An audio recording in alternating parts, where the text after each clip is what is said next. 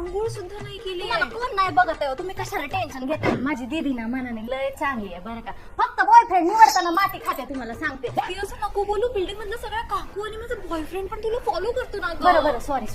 ताई माझं प्रमोशन झालं. मस्तच. द्या की टाळी द्या.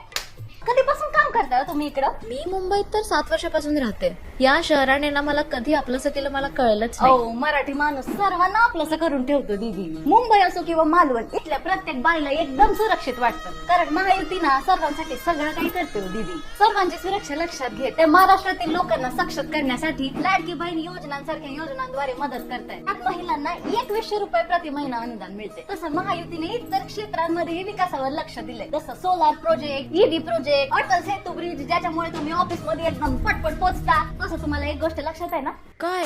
माझा पगार वाढवून द्या.